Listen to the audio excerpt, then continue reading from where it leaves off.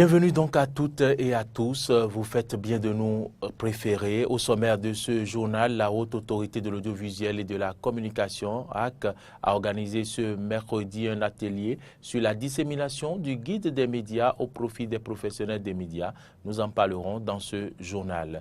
Point de presse du procureur du tribunal de première instance de Cotonou ce vendredi. Au menu de cette sortie, l'ouverture d'une enquête judiciaire sur les dysfonctionnements inhérents au concours de recrutement d'agents de l'État au titre de l'année 2015 au profit de l'administration centrale des finances et des régies financières. Le point dans ce journal. Le candidat du principal parti de l'opposition en Sierra Leone, Jius Marda Bio, a légèrement devancé celui du parti au pouvoir, Samura Kamara, lors du premier tour de l'élection présidentielle du 7 mars et un second tour aura lieu le 27 mars prochain. Les précisions dans ce journal, voilà pour le sommaire.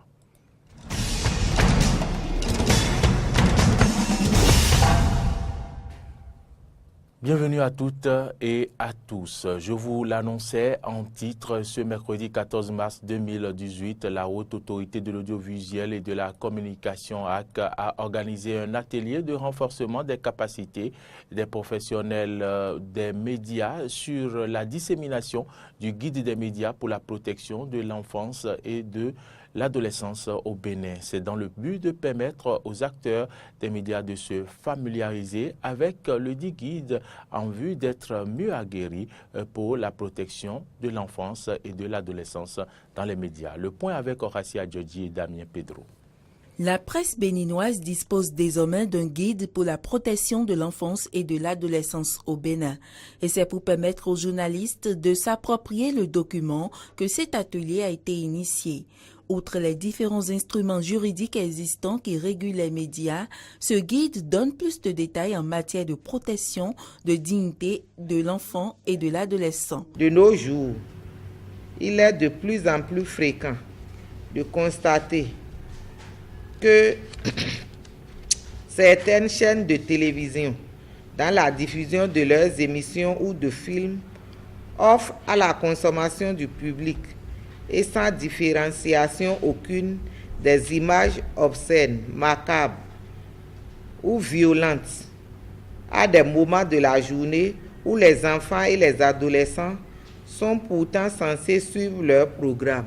Nous avons jugé nécessaire d'organiser le présent atelier pour échanger avec nos partenaires ici présents sur le nouveau système d'alerte, afin que chacun prenne la pleine mesure de son importance et qu'ensemble, nous nous accordions sur les conditions et modalités de sa mise en application.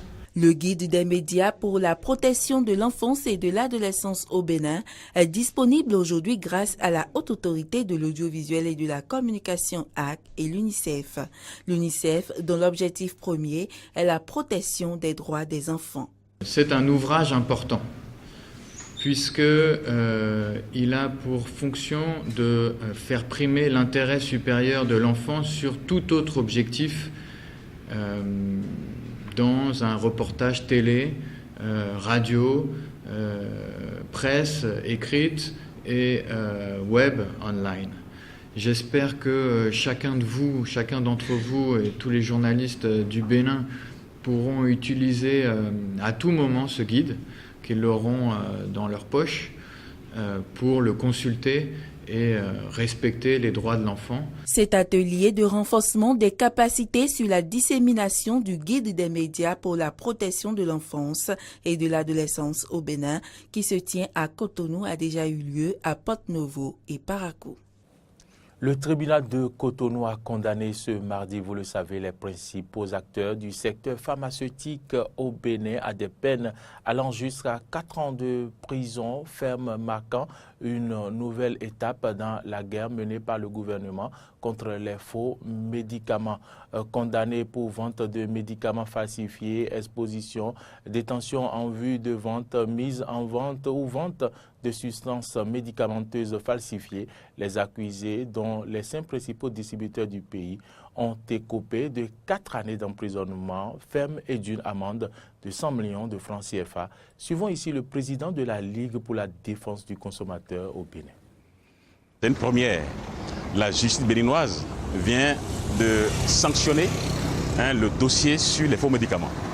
Le Bénin vient de donner l'exemple parce que dans tous les pays africains, il y a cette situation-là. C'est une décision quand même qui éduque tous les acteurs du secteur. C'est une décision qui donne la leçon à l'Afrique, la leçon au monde entier sur la question des faux médicaments qui sont vendus dans tous les pays africains, aux abords des rues, dans les boutiques, sous les arbres, ce qui ne se fait pas, ce qui ne devait pas se faire. Féliciter que cette procédure a vite abouti à des sanctions et cela démontre certainement l'engagement des autorités béninoises et de la justice en particulier de lutter véritablement contre les faux médicaments, une lutte engagée depuis plusieurs années au Bénin mais dont on n'a pas franchement vu les résultats. Il a fallu attendre 2018 pour voir du concret.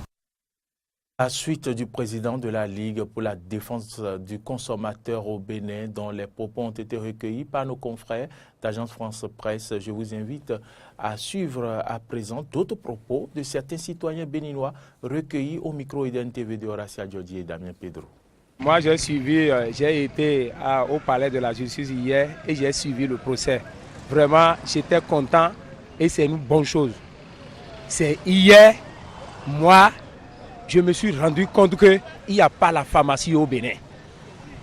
Au bord de la voie, comme la pharmacie, c'est les mêmes. Il nous a démontré hier que depuis des années, ils sont en train de nous fournir le poison lent en nous disant que c'est la pharmacie. Parce qu'on les a demandé de savoir hier quelle est la différence entre au bord de la voie et la pharmacie. Et les auteurs ont répondu que le manière de stockage qui est la différence. Ça veut dire c'est le même que nous consommons. Moi je félicite le gouvernement ou la justice et qui a eu le courage de nous démanteler cet réseau de mafia, cet réseau de criminels qui nous gangrènent depuis des années. Moi j'encourage la justice de continuer jusqu'à le dernier souffle. La condamnation des inculpés pour les produits pharmaceutiques, j'applaudis ma justice. Nous avons une justice crédible et nos gouvernants ne doivent pas s'impliquer trop si des dossiers sont pendants au niveau de la justice. Regardez comment notre justice a dit le droit. C'est salutaire. Je vais remercier la justice béninoise qui a dit de droit, mais c'est un peu triste parce que nous avons un étranger, soit dit un blanc, qui fait partie des accusés, qui a été accusé pour 18 mois. J'ai dit non, nous sommes dans quel pays? Donc ça veut dire que ce sont les Africains seuls qui font le mal, hein? C'est pas bien. Hein? Ils ont accusé mes miens, hein? Et ils vont rester pendant 4 ans. Et alors que l'autre qui vient d'ailleurs dit non. Ce qui veut dire qu'il y a un supérieur ailleurs, non, je ne serais pas d'accord. Normalement, lui, soit dit le blanc là, c'est lui qui devait faire les 4 ans, hein? Et les autres 18 mois. Parce que c'est lui le présumé cerveau. Le procureur de la République, je vous l'annonçais en titre, Gilbert Torgono, a fait un premier point de l'enquête judiciaire sur les concours polémiques de 2015 au profit du ministère de l'Économie et des Finances. C'était à la faveur d'une conférence de presse tenue ce vendredi 9 mars 2018 à Cotonou. Suivez le compte rendu. Le ministère en charge de la fonction publique a organisé au nom et pour le compte de l'État béninois un concours de recrutement d'agents de l'État au titre de l'année 2015 au profit de l'administration centrale des finances et des régies financières. Au lendemain de ce concours, les organisations syndicales ont, à travers leur motion de grève, fait les constats suivants. Plusieurs candidats n'ayant pas les diplômes requis, ont réussi à faire valider leur candidature pour avoir accès au concours. Plusieurs admissibles au concours n'ont jamais figuré sur les listings de présence aux compositions. Plusieurs candidats ayant partiellement composé ont été déclarés admissibles au concours. Plusieurs candidats déclarés admissibles l'ont été dans plusieurs corps de métier alors qu'ils étaient censés composer à la même heure.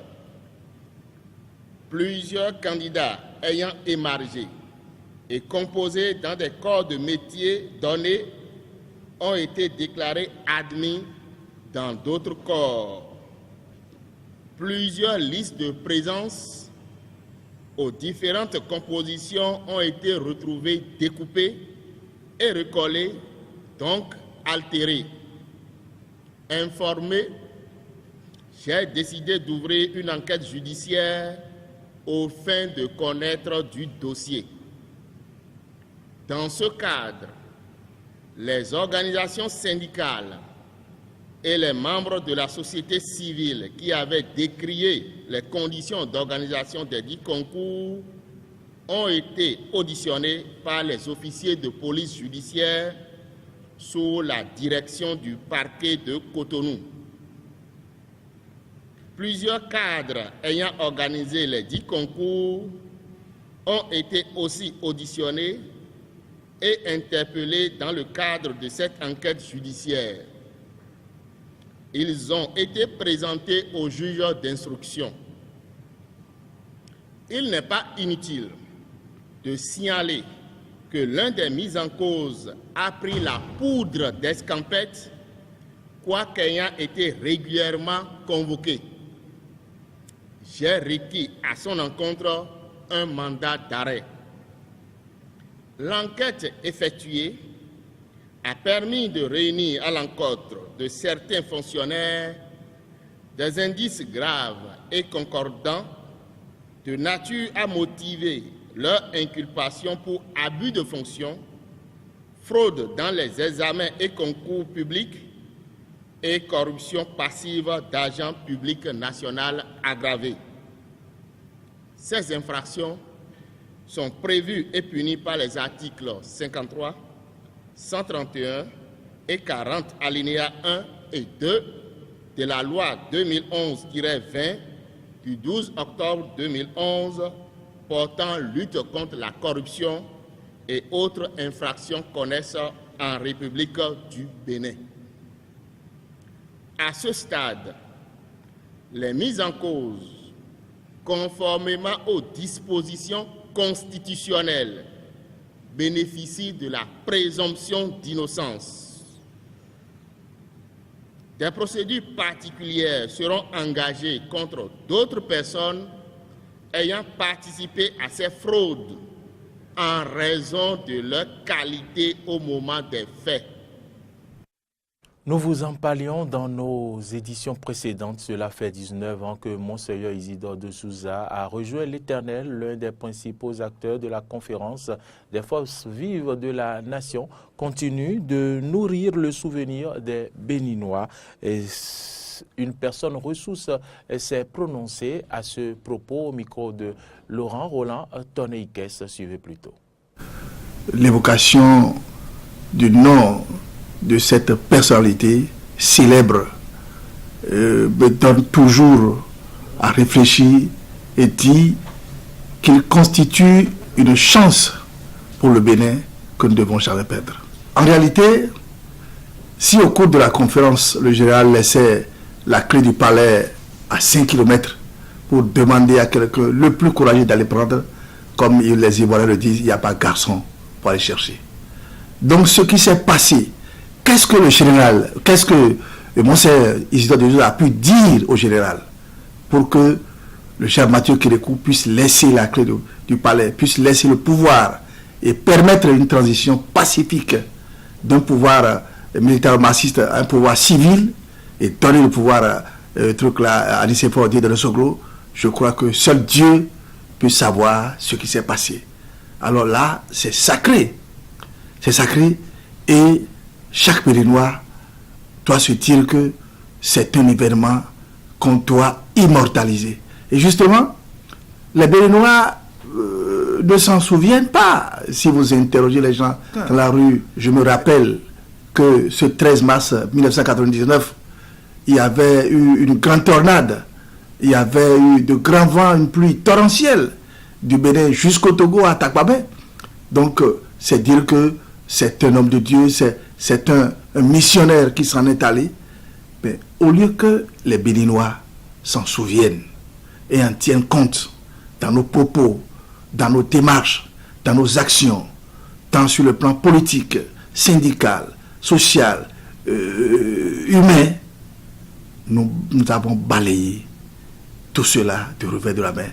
Et nous cherchons notre destin dans notre petite imagination, dans notre ruse, dans notre petite intelligence. Et c'est là, justement, le chemin le plus dangereux que le Bénin est en train de prendre. Hors du Bénin à présent, le candidat du principal parti de l'opposition en Sierra Leone, Julius Maada Bio, a légèrement devancé celui du parti au pouvoir, Samora Kamara, lors du premier tour de l'élection présidentielle du 7 mars et un second tour aura lieu le 27 mars, a annoncé mardi la Commission électorale nationale.